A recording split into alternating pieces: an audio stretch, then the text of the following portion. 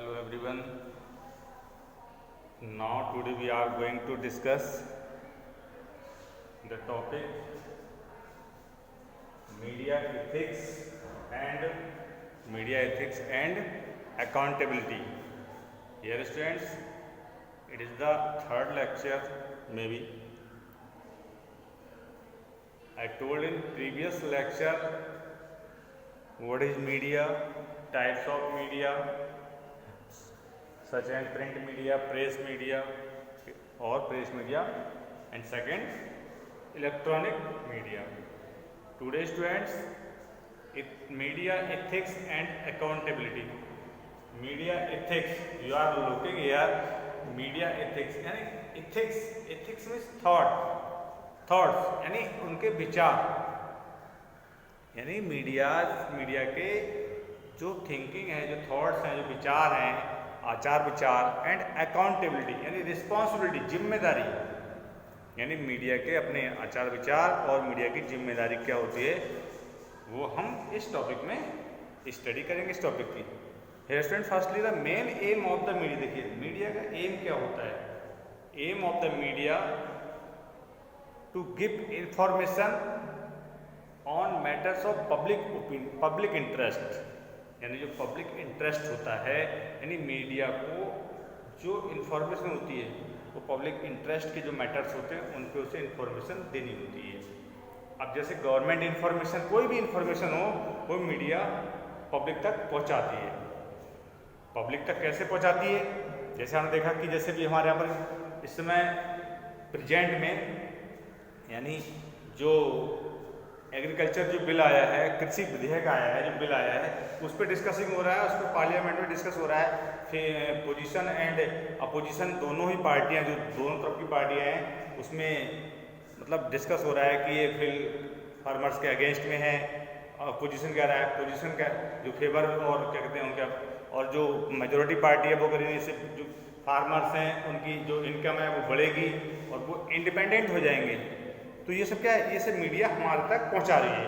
ये मीडिया किसी भी जो डिफरेंट टाइप की मीडिया हैं वो पीपल्स तक इस तरह की इन्फॉर्मेशन पहुंचा रही है।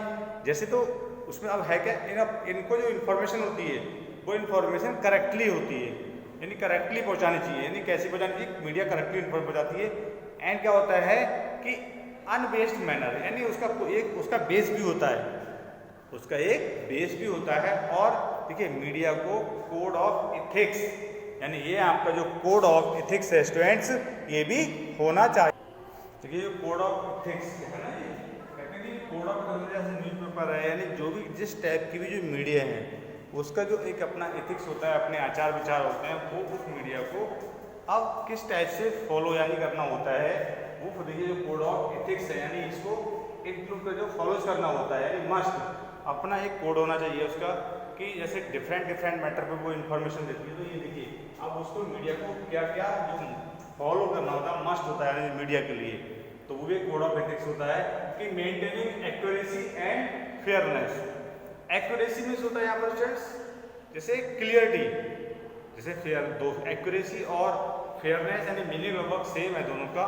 जैसे फेयरनेस मतलब क्लीन, एकदम साफ स्वच्छ, कहते हैं कि बिल्कुल क्लियर, कोई भी इसमें फेयरनेस है, कोई भी गफलेबाजी नहीं है। एक्यूरेसी वही मीनिंग इसका रहता है।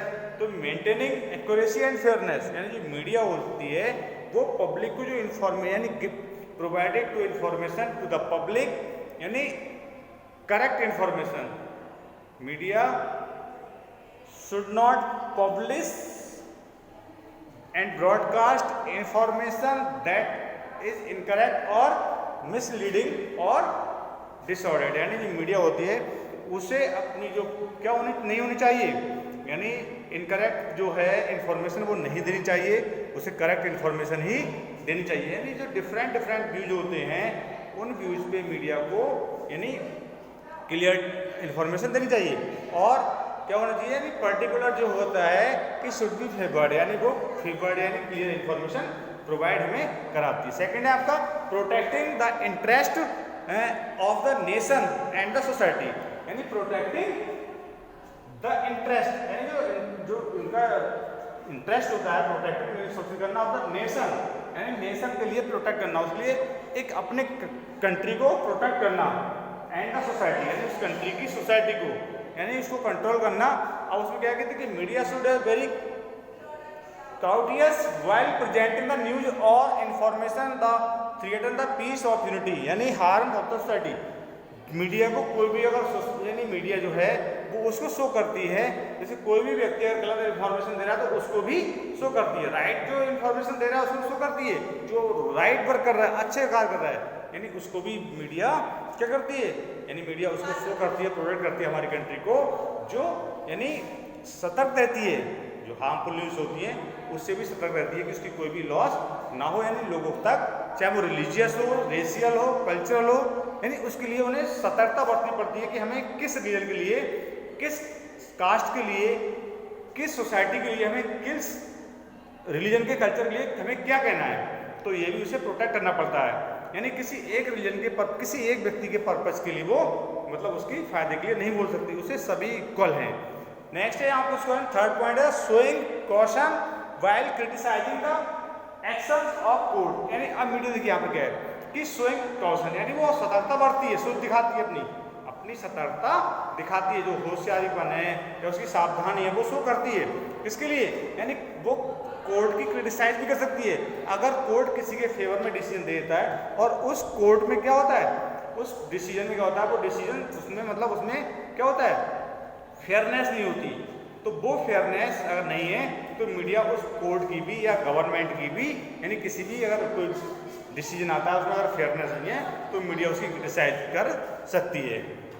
ऐसा नहीं कि मीडिया यानी जो सुप्रीम कोर्ट का जजमेंट है या गवर्नमेंट का कोई जजमेंट है तो उसकी वो क्रिटिसाइज कर सकती है, तो ये क्या है, ये राइट मीडिया का है। नेक्स्ट है आपका रेस्पेक्टिंग, यानी कर तो पीपल भी सकते हैं लेकिन मीडिया उसको शो कर देती है और हम लोग उसको जानते हैं कि मीडिया हमें क्या दिखा रही है, समझ सकते हैं हम उसके द्वारा। रेस्पेक्टिंग पीपल्स प्राइवेसी, यानी थर्ड पॉइंट है आपका पीपल्स प्राइवेसी, यानी पीपल्स की वो प्राइवेसी को उसे रखना पड़ता है, जैसे वो चाहे रिलीजियस हो, चाहे वो रिची पर्सन हो, चाहे पुअर पर्सन हो, उसकी प्रॉपर्टी हो, उसकी जो डिटेल्स होती है, उसकी आइडेंटिटी होती है, चाहे वो फैमिली हो, पर्सनल लाइफ हो, यानी किसी भी टाइप से मीडिया को उसके यानी जो पीपल्स की प्राइवेसी है उसे रखना पड़ता है और वो रखती भी है।